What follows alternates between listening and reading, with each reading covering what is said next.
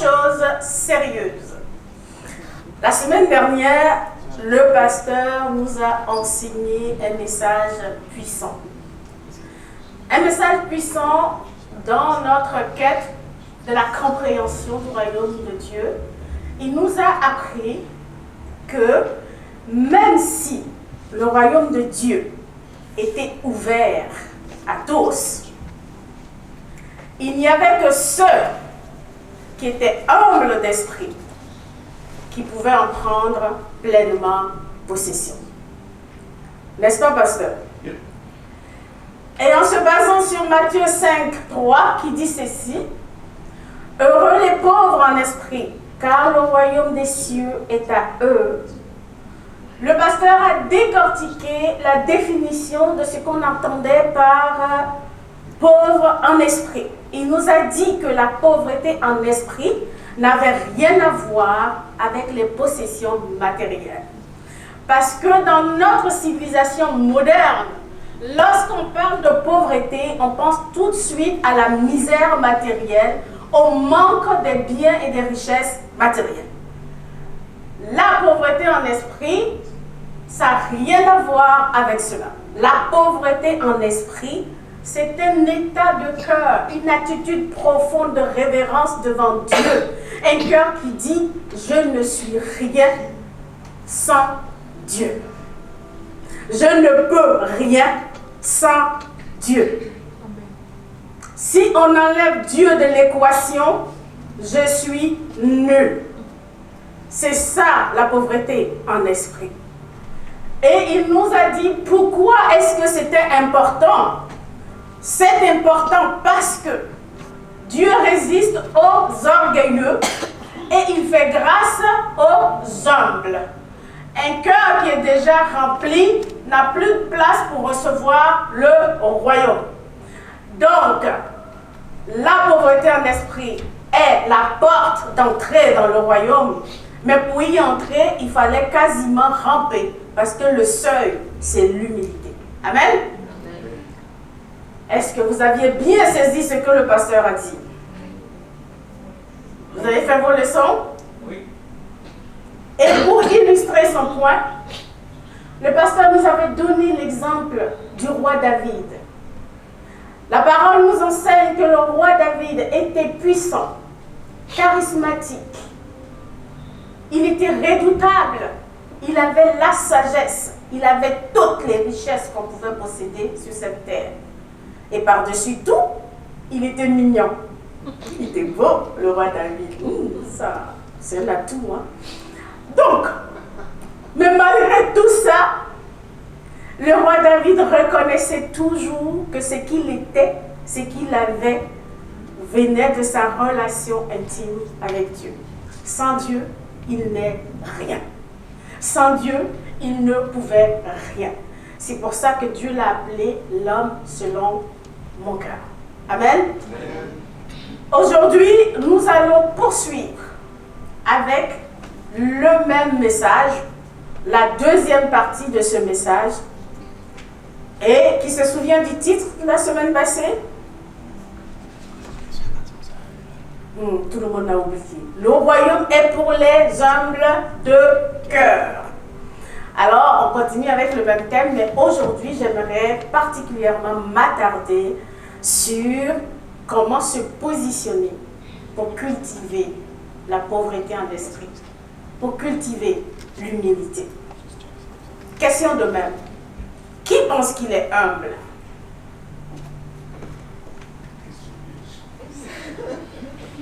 Je vois des mecs qui font ça.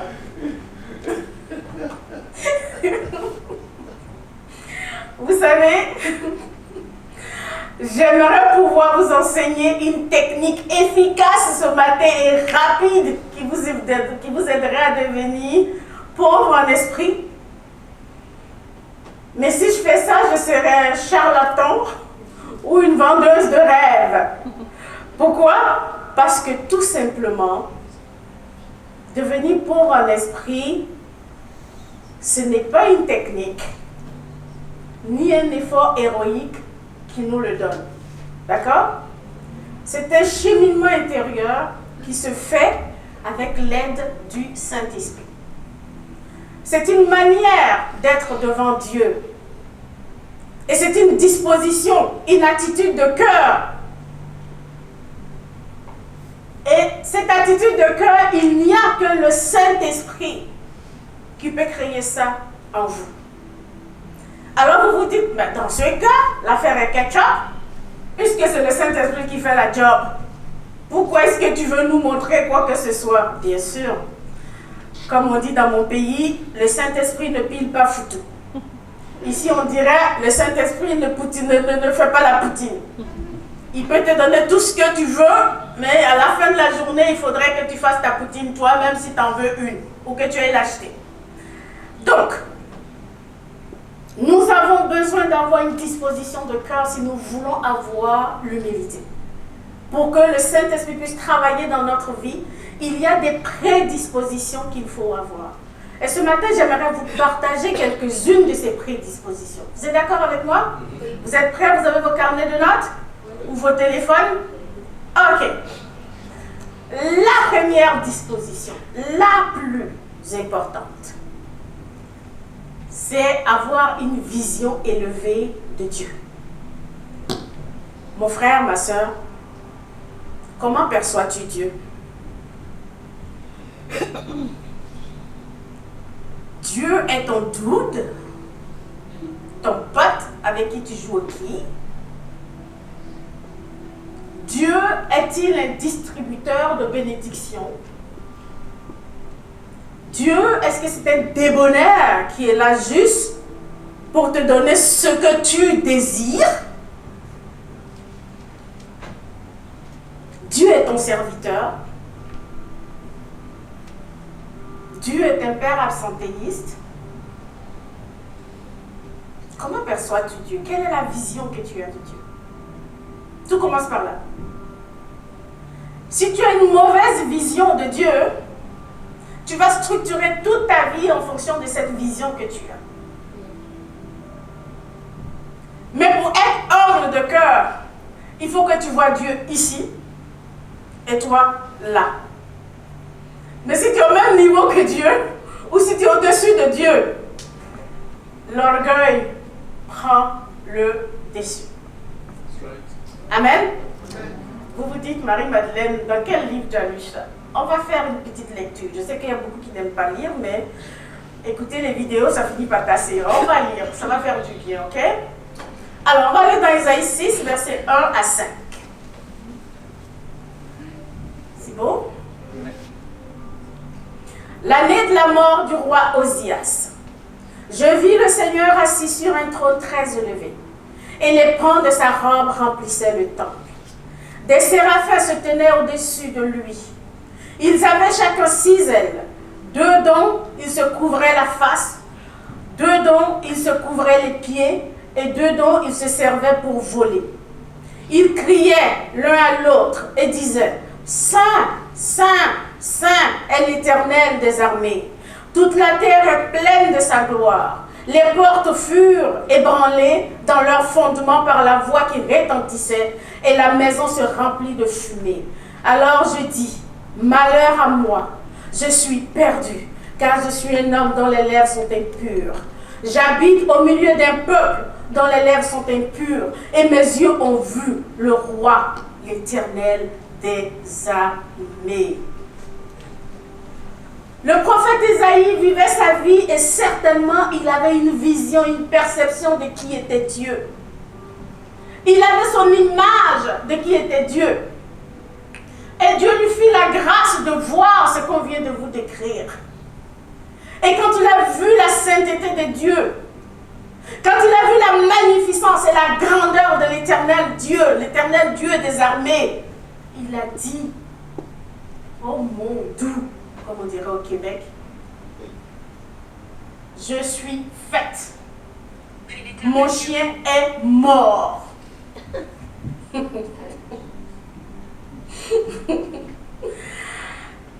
Donc cette vision l'a amené à se voir tel qu'il était vraiment. Il s'est vu dans sa misère. Un pécheur perdu, condamné à la géhenne. Et pour la première fois, il voyait réellement qui il était devant Dieu. Et ça changeait complètement sa vision des choses.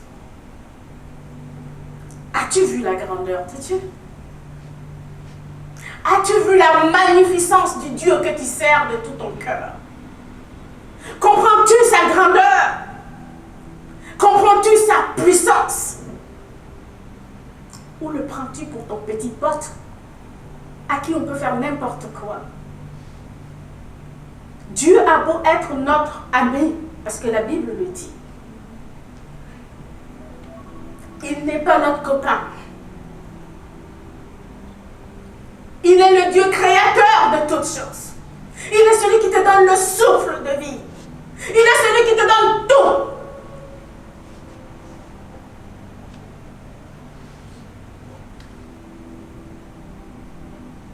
Tant et aussi longtemps que tu ne vois pas la grandeur de Dieu, tu ne pourras jamais aspirer à l'humilité.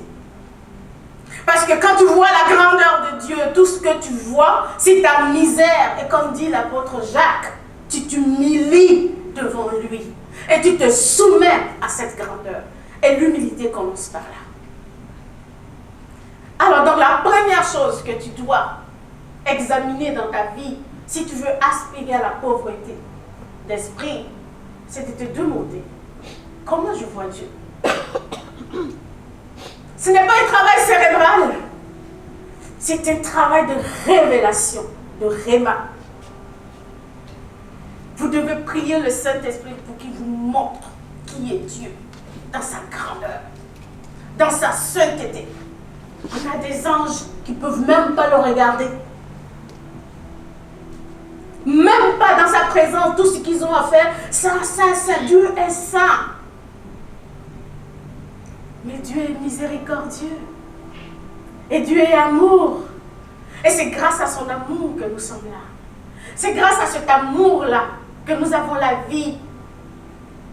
Et ce n'est pas parce que Dieu est miséricordieux que nous devons le prendre pour ça faire rien. La crainte de Dieu aujourd'hui est vilipendée. Personne, la plupart des gens ne craignent plus Dieu. Mais on ne peut pas s'humilier devant Dieu si on ne le prend pas à sa juste valeur. Amen? Donc ça, c'est la première disposition. Vous avez réussi le test? Bon, ceux qui ont réussi le test, c'est comme le test de conduite.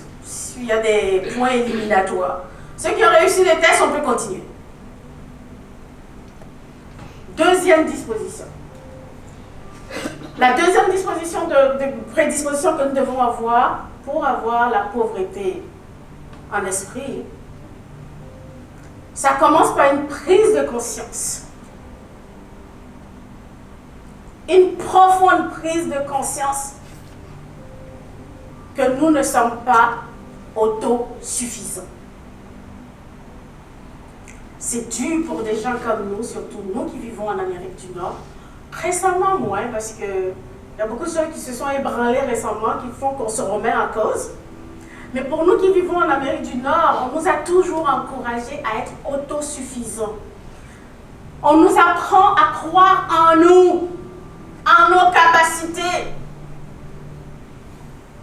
Au point où on finit par penser que nous sommes des dieux et que nous pouvons tout, nous n'avons besoin de personne. Même pas de Dieu. Mais laissez-moi vous dire que l'humilité commence par reconnaître qu'on n'est pas autosuffisant. Dieu est tout suffisant. Nous, on n'est pas autosuffisant.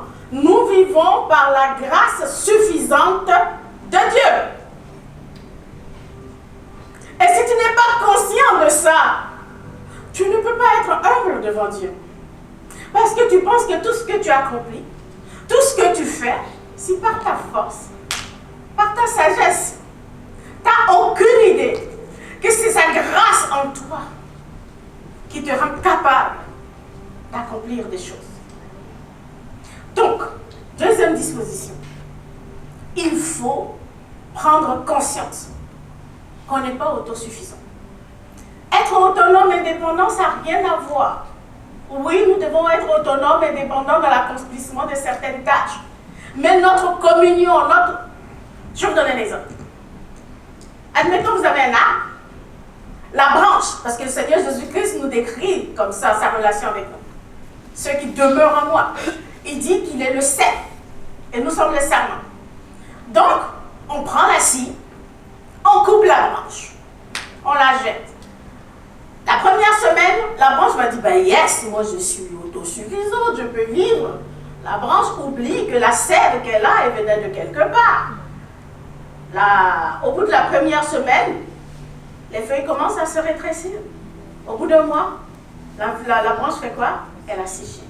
Parce que la sève qui la nourrissait, elle n'est plus rattachée à cette sève. Alors, nous devons comprendre que, spirituellement, nous ne sommes pas autosuffisants.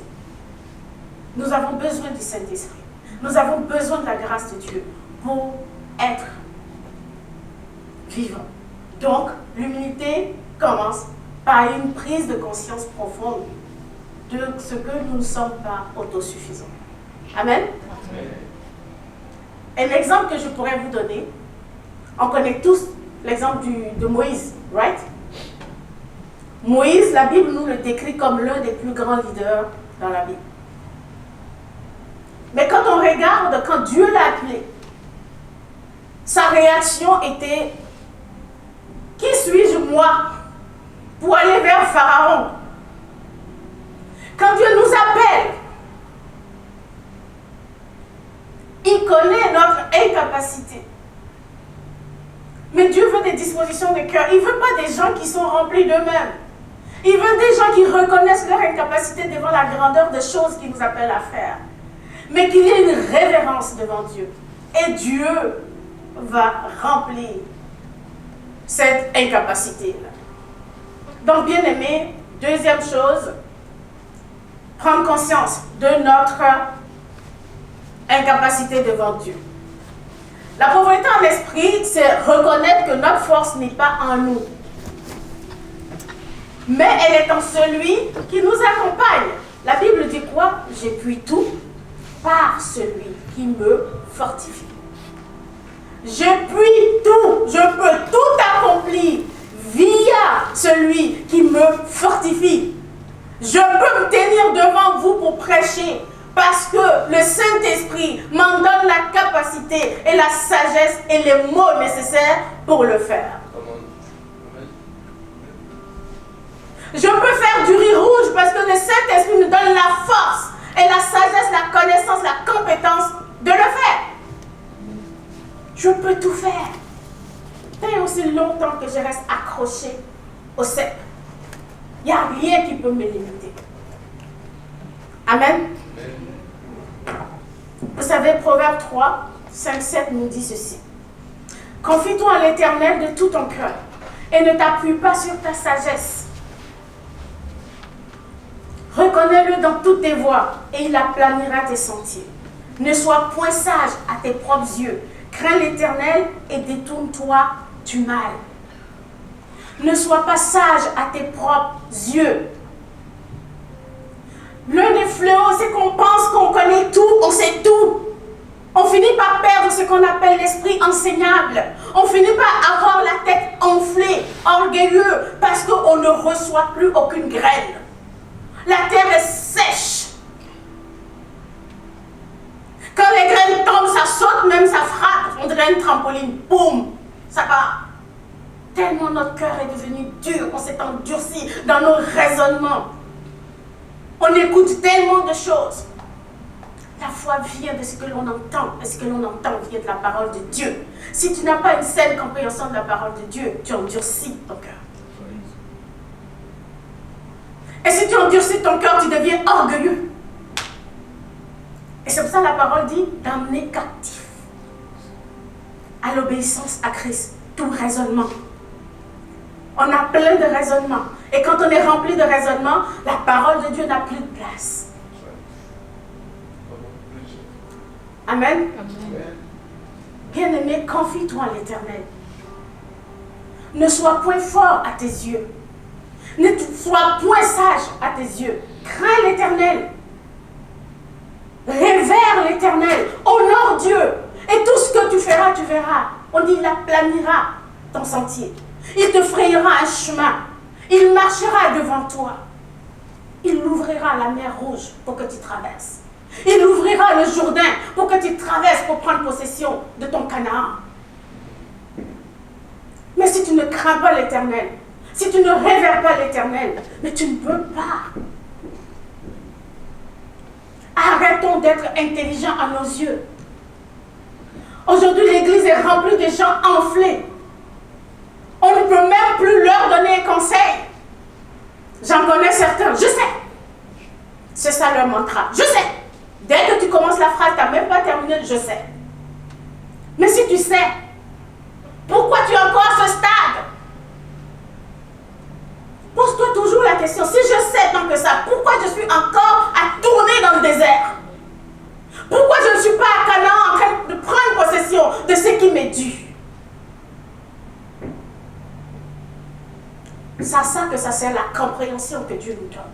Il dit discerner ce qui est agréable à Dieu, nous dit la parole de Dieu. On doit dans chaque situation discerner ce qui est agréable à Dieu, ce qui est parfait pour Dieu, ce qui est bon pour Dieu. Mais si tu penses que tu es intelligent, que tu sais tout, le Saint-Esprit ne peut plus rien t'apprendre, puisque tu sais tout. Par contre, si tu reconnais que Seigneur, ma sagesse n'est rien, je veux la sagesse d'en haut, je veux me connecter à la source, le Saint-Esprit va te remplir. Il va te donner une sagesse qui va surpasser celle que tu as. Et il va pouvoir te donner l'intelligence et la science nécessaires au temps convenu. Frères et sœurs, ça c'est de l'amour. Parce que Dieu a tout pourvu. C'est notre ignorance qui fait que souvent on tourne en rond. Mais aujourd'hui il dit, laisse tomber tes raisonnements. Saisis ma main. Apprends. Fais comme les Béréens. Examine la parole. Va chercher la vérité. Et j'ai mis autour de toi des mécanismes. Utilise-les. Sois intelligent dans ma parole. Et avance. Amen. Amen. C'est que les gens commencent à sentir la pizza dans le cœur. Mais c'est pas grave. Ce qu'on est en train de manger est beaucoup plus important. Amen. Donc, la troisième disposition que vous devez avoir, et ça, il n'y a personne qui aime ça. Le pasteur en a parlé la semaine dernière. Accueillir humblement la correction. Qui aime se faire reprendre? Qui aime se faire corriger? Qui aime se faire corriger? Il y a certaines personnes, tu leur fais un reproche et tu deviens leur ennemi pour toute la vie.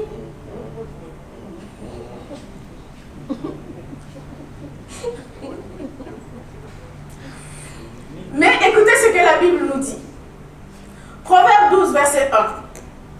Celui qui aime la correction aime la science. Celui qui aime la réprimande est stupide. C'est pas moi qui le dis, c'est la Bible. Si tu n'aimes pas la réprimande, tu es stupide. C'est ce que la Bible nous dit. C'est là. Mais on ne réprimande pas pour réprimander, ça c'est autre chose. Non, on parle de la réprimande qui vient de Dieu. Parce que les femmes sont en train de dire, chérie, t'as entendu? Elle va arriver à la maison, chérie, t'as entendu? Le pasteur dit, si tu n'aimes pas la réprimande, tu es stupide. Non, c'est pas de ça dont on parle. Les hommes pareils. Donc, on parle de la réprimande, de la correction qui vient de Dieu. Quand Dieu veut vous corriger, il va créer des circonstances pour vous corriger. Si vous n'aimez pas la correction de Dieu, vous êtes stupide. Pourquoi? Parce que vous refusez la vie. Il n'y a qu'une personne qui n'est pas stupide qui va refuser la vie. Tout ce que Dieu fait est bon. Donc si Dieu vient pour vous corriger, il faut dire oui et amen.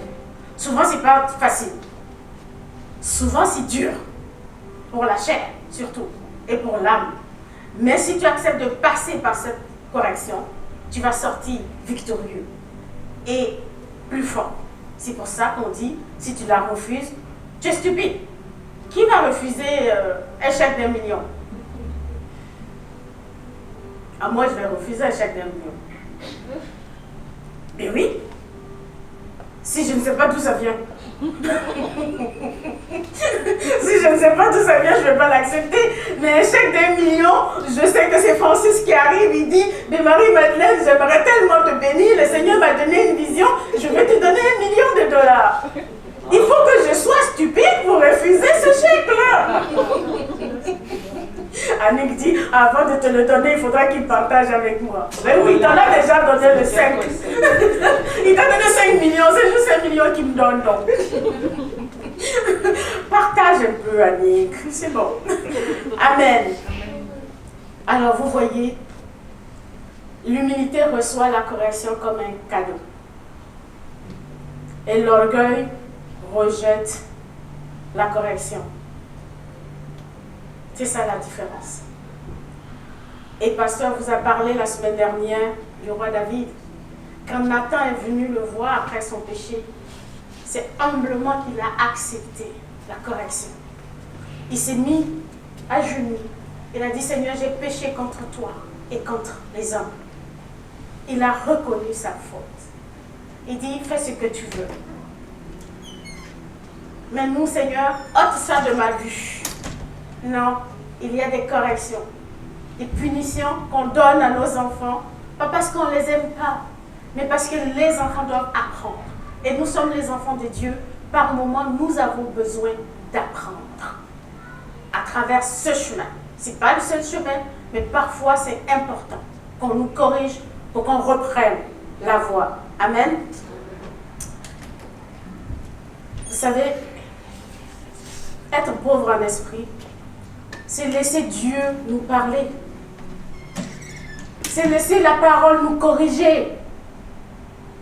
C'est laisser la parole nous orienter. C'est accepter que notre sagesse est en deçà de la sagesse de Dieu. 4e disposition. Tadam, tadam, tadam. C'est renoncer à l'orgueil et à la comparaison. Si vous voulez être humble, pourquoi? Parce que l'orgueil et la comparaison sont les ennemis directs de l'humilité. Oh Seigneur, pourquoi tu as donné une villa en Toscane à Ibrahim? C'est à moi que tu aurais dû donner ça, Seigneur. Ibrahim a eu une villa en Toscane, vous ne le saviez pas? Il en a eu une villa en Toscane, donc on va partir bientôt. Seigneur, pourquoi elle a le don de ceci et pas moi? Seigneur, pourquoi moi j'ai fait ceci? Les comparaisons.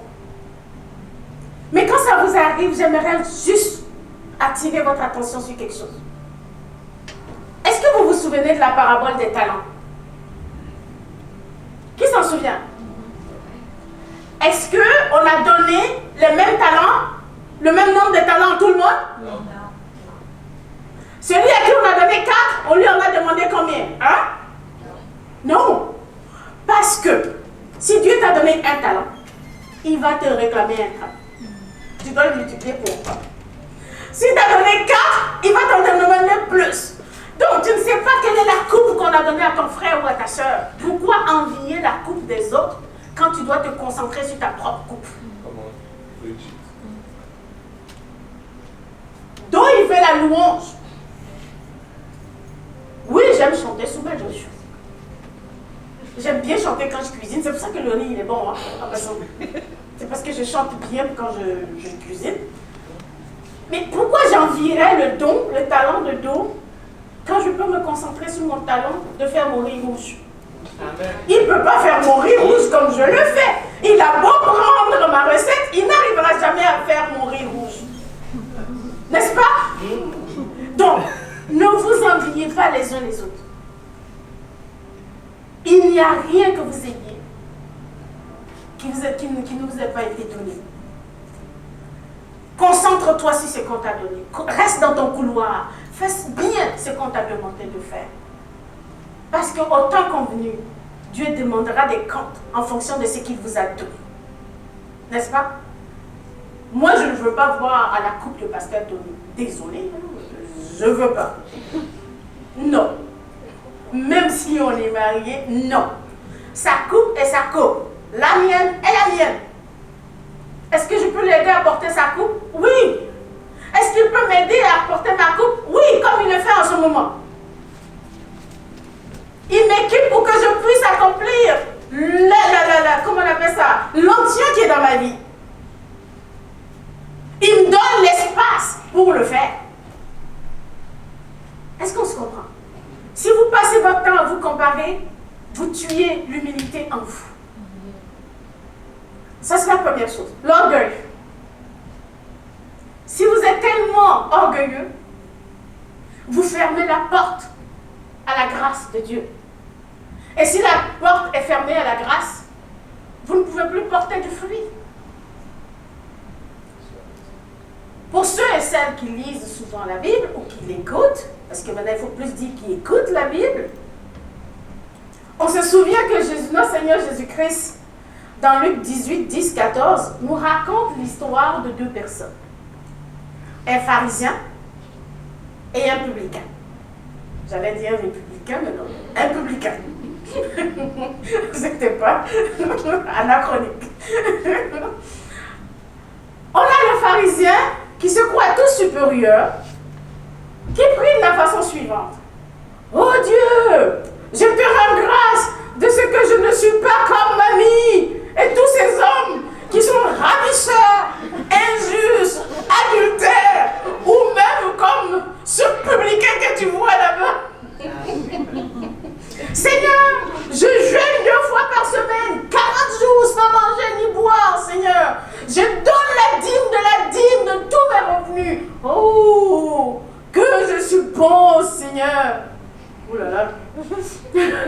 Et de l'autre côté, tu as le publicain qui, lui, tout tremblant comme une feuille, il est devant, il connaît tellement sa misère devant Dieu.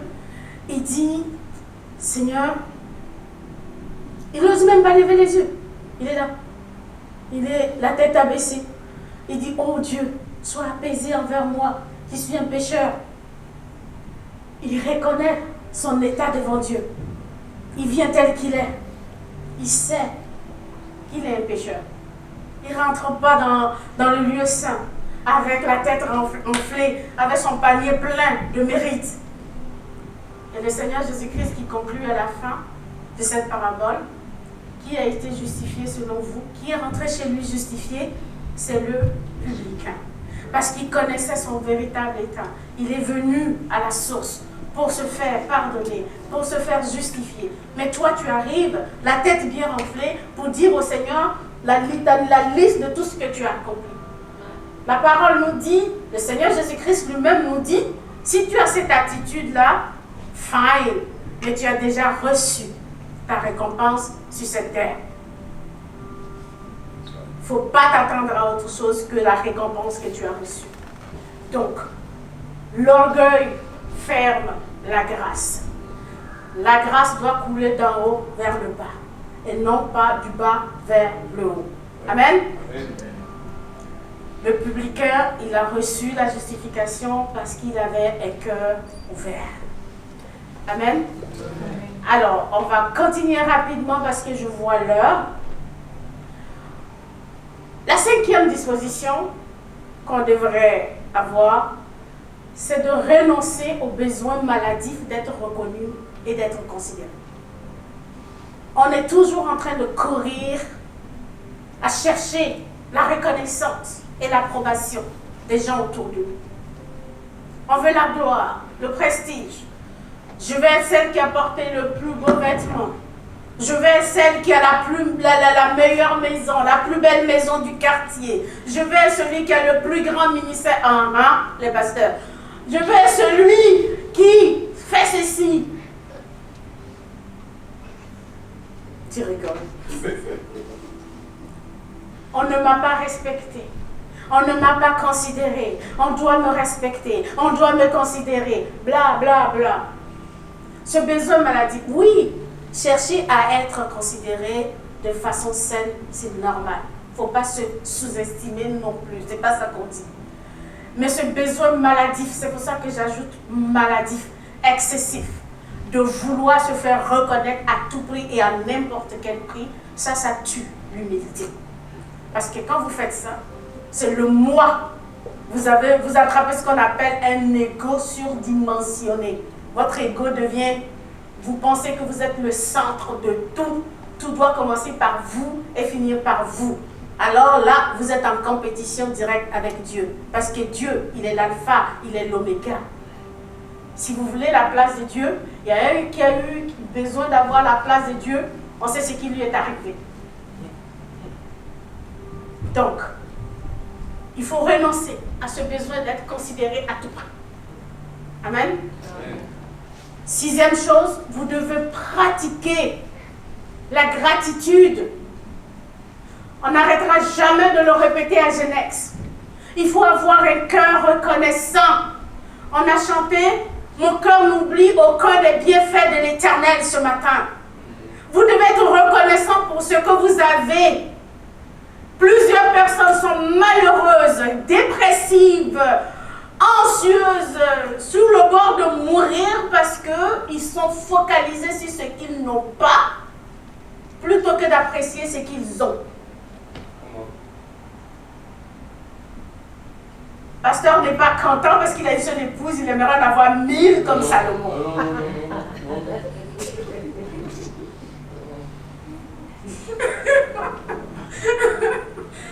Malheureusement, c'est la seule que tu as et que tu auras. D'accord? Donc, bien aimé, on rigole, mais c'est sérieux. Parce que certaines de nos attitudes viennent entacher ce que Dieu fait dans notre vie. Les grâces de l'Éternel. Le manque de reconnaissance fait qu'on se lève le matin, on ne bénit même pas le Seigneur pour le souffle de vie qu'il nous donne.